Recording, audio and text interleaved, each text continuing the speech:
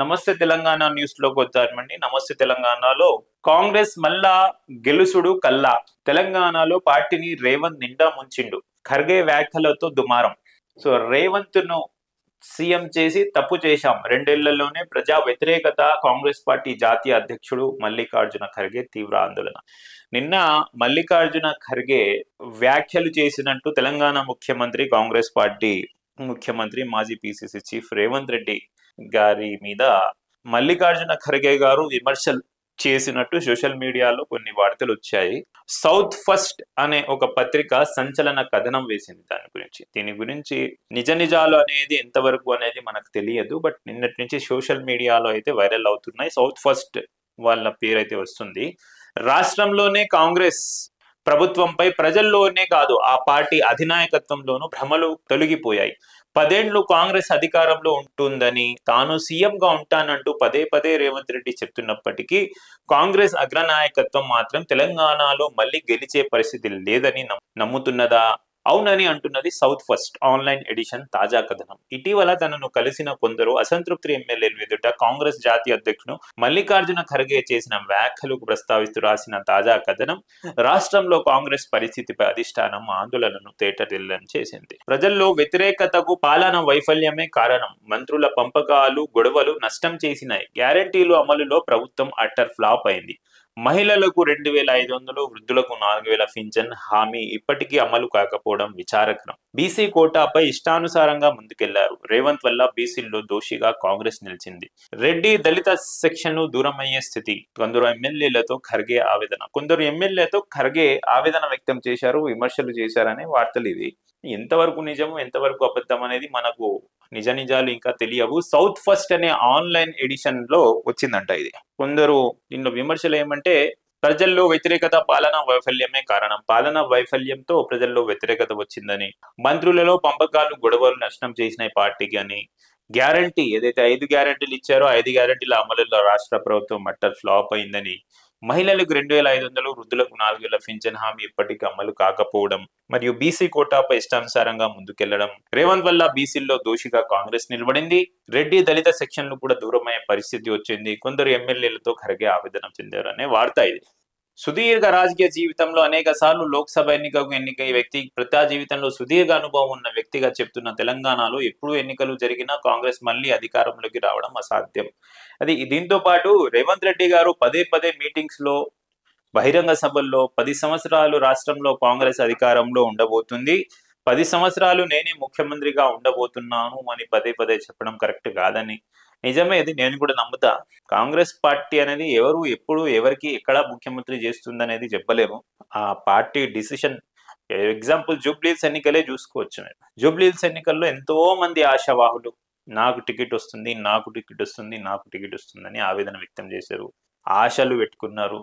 కొంతమంది కార్పొరేటర్లు, స్థానిక కార్పొరేటర్లు, మాజీ ఎంపీలు, మినిస్టర్లు, మాజీ ఎమ్మెల్యేలు, ఆల్రెడీ ఎంపీగా ఉండి పోటీ చేసి మళ్ళీ ఓడిపోయిన ఎంపీలు కూడా జూబ్లీహిల్స్ కాన్స్టిట్యుయెన్సీలో మేము నిలబడతాం, మాకే టికెట్ వచ్చింది, మాకే టికెట్ వచ్చి రేపు అనౌన్స్ వస్తుంది, ఎల్లుండి అనౌన్స్మెంట్ వస్తుంది చాలా మంది అంటారు. కానీ కాంగ్రెస్ పార్టీ ఆఖరికి నవీన్ యాదవ్ని, స్థానికుడైన నవీన్ యాదవ్ని, అతను కూడా ఎంఐఎంలో ఒకసారి ఓడిపోయి, ఇండిపెండెంట్ అభ్యర్థిగా ఒకసారి ఓడిపోయి, ప్రజల్లో మంచి వ్యక్తిగా స్థానం సంపాదించుకొని ఇండిపెండెంట్ గా క్యాండిడేట్ ఉన్నా కూడా ఆ సమయంలో 2018 ఎలక్షన్లో సెకండ్ పొజిషన్ లో వచ్చాడు.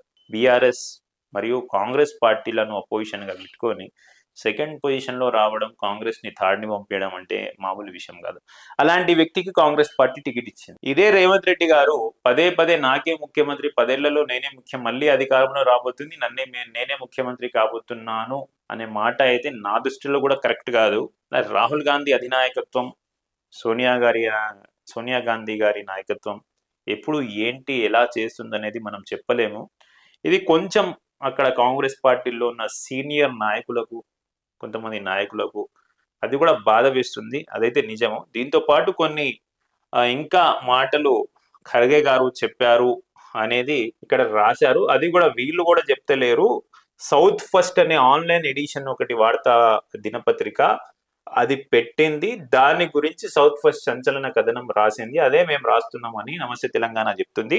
నమస్తే తెలంగాణ చెప్పింది నేను చెప్తున్నా. మళ్ళీ నేను చెప్తున్నా అనుకోవద్దు మీరు. మద్యం పాలసీతో పేద కుటుంబాల గుళ్ళు, అధికారంలోకి వస్తే బెల్ట్ షాపులను ఎత్తవేస్తామని మేనిఫెస్టోలో పెట్టి మాట తప్పిన కాంగ్రెస్. ఒక్కడి కోసం 1000 మందిని నాశనం చేస్తారా? ఆదాయం కోసం ప్రజల ఆరోగ్యంతో ఆటల.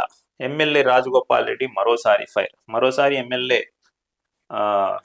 రాజగోపాల్ రెడ్డి, కోమిటిరెడ్డి రాజగోపాల్ రెడ్డి గారు కాంగ్రెస్ పార్టీ ఎమ్మెల్యే ఫైర్ అయ్యారంట. అధికారంలోకి వస్తే బెల్ట్ షాపులను ఎత్తివేస్తామని మేనిఫెస్టోలో పెట్టి మాట తప్పింది కాంగ్రెస్ పార్టీ. ఒక్కరి కోసం 1000 మందిని నాశనం చేస్తారా అని క్వశ్చన్ చేశారు. కాంగ్రెస్ పోతేనే అసలైన దీపావళి. హైడ్రా చేతిలో ఇళ్లు కోల్పోయిన సున్నం చెరువు బాధితులతో కలిసి దీపావళి వేడుకలు జరుపుకుంటున్న కేటీఆర్. కాంగ్రెస్ పోతేనే అసలైన దీపావళి. హైడ్రాతో పేద కుటుంబాలు చెల్లా చెదురు. ఈ ప్రభుత్వానికి బీదల ఉసురు తప్పదు. హైడ్రా, మూసీ బాధితుల పేర్లన్నీ ఉన్నాయి. వారందరి బీఆర్ఎస్ అండగా ఉంటుంది. హైడ్రా, మూసీ బాధితులతో కలిసి కేటీఆర్, హరీష్ రావు దీపావళి పండుగ.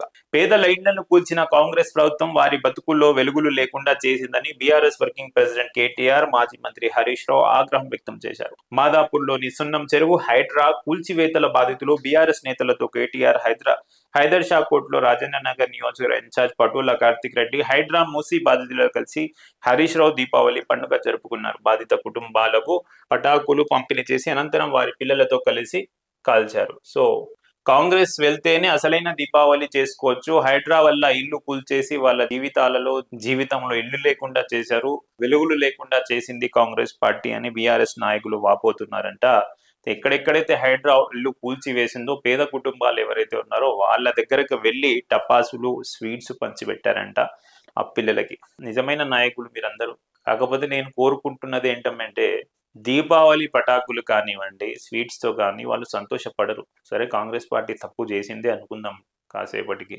సో వాళ్ళ జీవితాలు వెలుగులోకి రావాలంటే నిత్యావసర సరుకులు వాళ్ళకు అవసరం.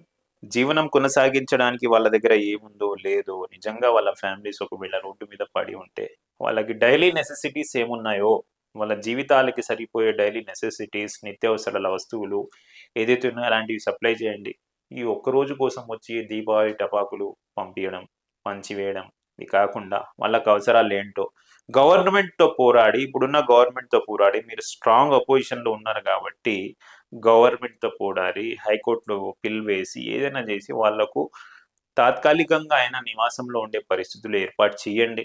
లేకపోతే మీరు కట్టిన డబుల్ బెడ్రూమ్లే ఇందిరమ్మ ఇల్లే కానివ్వండి, ఆ ఇల్లు వాళ్ళకి వచ్చేలా చేయండి. గవర్నమెంట్తో పోట్లాడి హైకోర్టుకి వెళ్ళండి.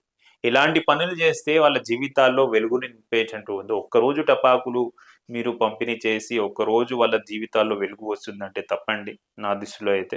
వాళ్ళ జీవితాల్లో ఎల్లప్పటికీ వెలుగులు నింపాలంటే మేము వచ్చిన తర్వాత మీరు ఇల్లు ఇస్తామంటే 3 సంవత్సరాలు ఎక్కడ పోవాలి వాళ్ళు? సరే కదా, అంతే కదా. మీరు వచ్చిన తర్వాత మీ జీవితాల్లో వెలుగులు నింపాలంటే అప్పటివరకు చీకట్లోనే ఉండాలా? వాళ్ళకు నిజంగా ప్రస్తుతానికైనా ఇల్లు వచ్చే విధంగా ప్రయత్నం చేయండి అని J24 న్యూస్ ఆశిస్తుంది. మరిన్ని వార్తల్లోకి వెళ్తే 40 మంది బీఆర్ఎస్ స్టార్ క్యాంపెయినర్లు జూబ్లీహిల్స్ ఉప ప్రచారానికి గులాబీ పార్టీ జాబితా విడుదల. క్యాంపెయినర్లకు పాస్ను మంజూరు చేసిన సీఈఓ. జూబ్లీహిల్స్ ఉప ఎన్నికల్లో పార్టీ తరపున ప్రచారం చేయడానికి 40 మంది స్టార్ క్యాంపెయినర్లకు బీఆర్ఎస్ నియమించింది. ఈ మేరకు మంగళవారం ఆ పార్టీ అధిష్టానం ప్రచారంలో పాల్గొన్న ముఖ్య నేతల జాబితా విడుదల చేసింది. ఈ జాబితాతో తెలంగాణ రాష్ట్ర ఎన్నికల అధికారి సీఈఓ కార్యాలయం ఆమోదం తెలిపింది. బీఆర్ఎస్ జనరల్ సెక్రటరీ సోమ భరత్ కుమార్ ఇచ్చిన ప్రతిపాదన మేరకు 40 మంది బీఆర్ఎస్ ముఖ్య నేతలకు సీఈఓ అనుమతి పాస్లు మంజూరు చేసింది. స్టార్ క్యాంపెయినర్ల ప్రచారం నవంబర్ 9న సాయంత్రం 6 గంటల వరకు కొనసాగుతుంది. సో నవంబర్ 9 సాయంత్రం 6 గంటల వరకు జూబ్లీహిల్స్ నియోజకవర్గ ఉప ఎన్నిక ప్రచారం జరుగుతుంది అండి. సో స్టార్ క్యాంపెయినర్లు Congress party, BJP party already విడుదల చేసింది. బీఆర్ఎస్ పార్టీ కూడా నిన్న విడుదల చేసిందంట. 40లో మేము అనుకున్నాం కేసీఆర్ గారు వస్తారా లేదా జూబ్లీహిల్స్ ఉప ఎన్నికల ప్రచారానికి అని అందరూ అనుకున్నారు.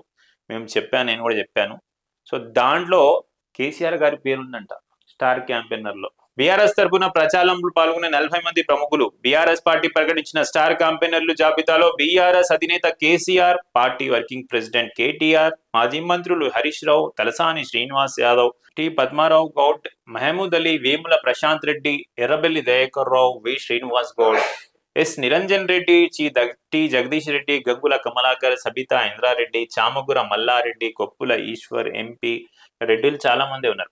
వద్దిరజు రవిచంద్ర, ఎమ్మెల్సీలు దాసోజు శ్రవణ్ కుమార్, సింగిపూర్ రాజు, పోచంపల్లి శ్రీనివాస్ రెడ్డి, తాత మధుసూదన్, ఎల్ రమణ, తక్కెలపల్లి రవీందర్రావు, ఎమ్మెల్యేలు Madhavaram Krishna Rao, KP Vivekanand Goud, D Sudheer Reddy, Mutha Gopal, doctor Palla Rajeshwar Reddy, Kaleru Venkatesh, Padi Kaushik Reddy, doctor Kalvakuntla Sanjay, Anil Jadhav, Bandaru Lakshma Reddy, Marri Rajasekhar Reddy, Chinta Prabhakar, మాజీ ఎమ్మెల్యేలు Vishnuvardhan Reddy, Shakeel Aamir Mohammed, party general secretary RS Praveen Kumar, మాజీ deputy speaker Padma Devender Reddy, party నేతలు రావుల శ్రీధర్ రెడ్డి, షేక్ అబ్దుల్లా సోహెల్ ఉన్నారు. మేము అనుకున్నాం కేసీఆర్ గారు వస్తారా లేదా ఈ జూబ్లీహిల్స్ ఉప ఎన్నిక ప్రచారానికి అంటే, స్టార్ క్యాంపెయినర్లో అయితే ఆయన పేరు పెట్టుకున్నారు.